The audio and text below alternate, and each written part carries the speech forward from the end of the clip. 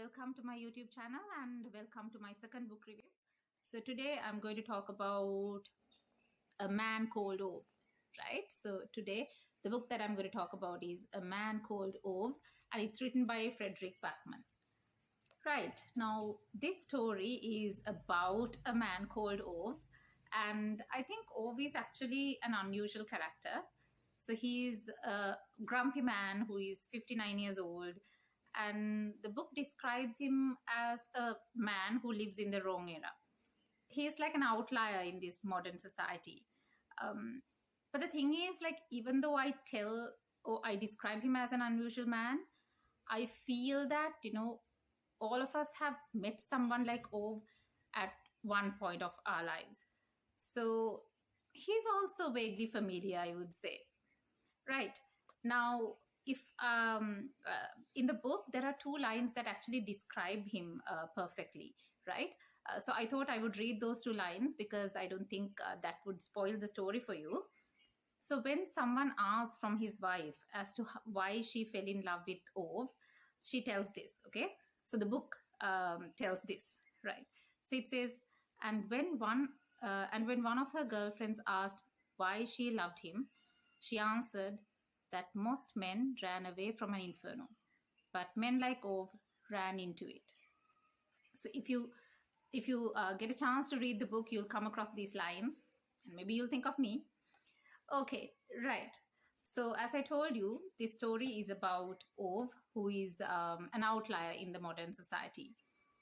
So if we talk about the story, it tells Ove's story as to how he overcomes his grief of certain losses of his life, right? So I'm not going to talk about what those losses are. I would like it if you can read this book and find out. So it shows how he overcomes this grief by becoming a part of his community.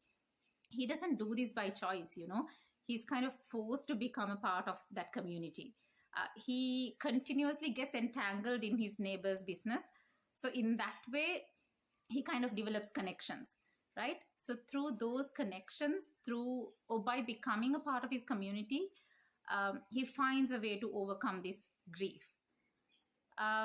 So if I tell you about the other characters, there's a cat as a character. I really like it. The personification of cat is beautiful. And this cat becomes one of Ove's companions. Apart from that, his neighbors are mostly the other characters.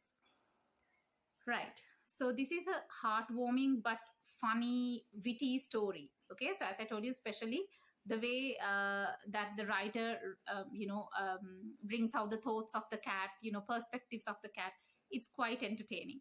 Right. So it is heartwarming. It has some sort of a, sad touch to it, but it's also funny and enjoyable. So if I tell you about the themes, I would say one of the main themes is grief and loss. So it shows how one's grief and one's loss or losses can shape their life.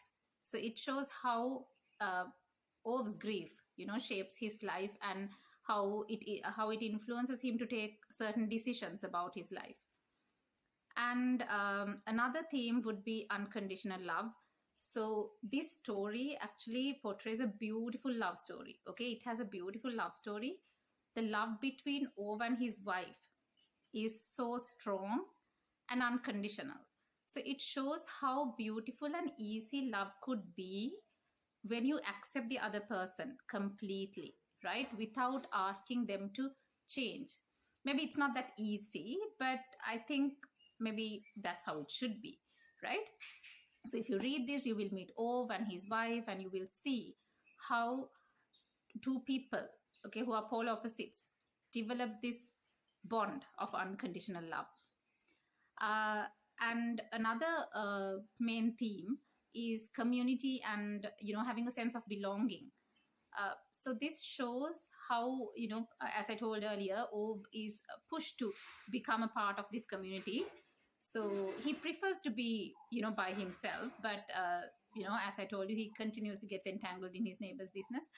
But he overcomes his grief because he develops these genuine connections.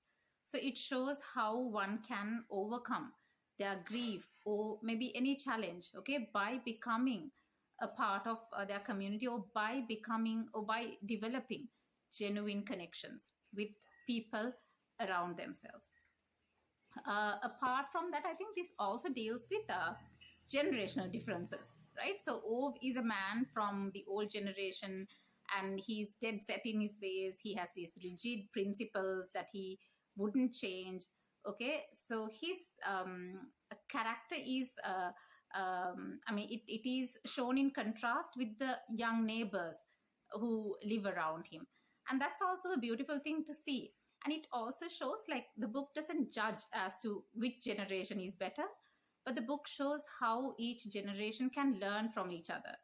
So that is, I think, something quite beautiful, and that is something that we also have to think about, right? So these are the main themes that the book deals with. So towards the end of the story, for me, actually, I kind of predicted how it would end. I knew it would end like this towards the very end, I would say. But that is not in a bad way. Like when we say a book is predictable, it kind of has bad, negative connotations. But here, when I say you will predict how it would end, that's not what I mean. So it's like now when I read the book towards the very end, I also came into terms with whatever would be happening in the end, right? So I also came into acceptance of the end. So it's like I had this sense of calmness or peace towards the end of the book. So when it ended, by that time, I had kind of accepted, how the events turned up towards the end. So just like Ove, just like how Ove goes through his grief, I think the reader also goes through that experience with him, and the reader also comes into terms with it. Okay, and it looks like a natural course of action. So this book is beautiful, and it is such a funny, witty story, as I told you, but it also gives you a message, something to think about. So please do read it. And if I have to rate it, I would say 4.5. Yeah, so it's really good.